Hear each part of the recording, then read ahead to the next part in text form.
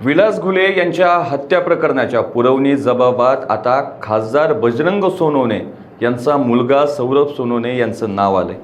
त्यामुळे SIT या प्रकरणाचा सखोल तपास करून पुढील कारवाई करणार आहे। विशेष म्हणजे या प्रकरणातील सर्व आरोपींना बेड्या ठोकण्यात आल्या आहेत। तसेच त्या आरोपींना न्यायालयानं येत्या 30 जूनपर्यंत पोलीस कोठडी सुनावली आहे। त्यामुळे या प्रकरणात नेमक्या काय काय घडामोडी घडतात आणि SITच्या तपासातून आणखी काय काय बाहेर येतं याकडे सर्वांचं लक्ष असणार आहे।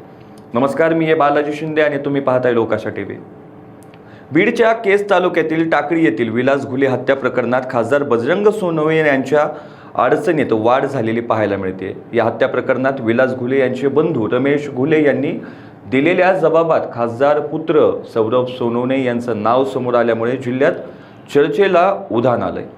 सौरभ सोनवणे यांचा या प्रकरणात पोलिसांनी जबाब नोंदवून घेतला। या खुलाशामुळे प्रकरणाला नवं वळण लागलं असून राजकीय आणि सामाजिक आणि वर्तुळात मोठी खळबळ उडाली आहे। जबाबातील या उल्लेखामुळे पोलीस यंत्रणांसमोर अनेक वेगवेगळ्या नवीन सवाल उपस्थित होत आहेत। मिळालेल्या माहितीनुसार खासदार बजरंग सोनवणे यांच्या सौरभ सोनवणे या मुलाचे पुरवणी जबाबात नाव आले असल्याची माहिती पोलिसांनी दिली।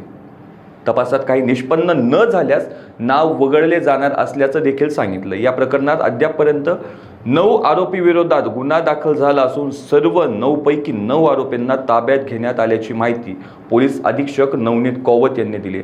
या प्रकरणातील बाबासाहेब गोरख कदम, संतोष नरहरी कदम, सूरज उर्फ भैयासाहेब गायकवाड, मंगेश कदम, शुभम रामेश्वर गायकवाड, अजय बंकट कदम, दीपक कदम, रामेश्वर गायकवाड, नवनाथ कदम हे सर्व आरोपी अटकेत आहेत। तसेच त्यांना 30 जूनपर्यंत पोलीस कोठडी देण्यात आली आहे।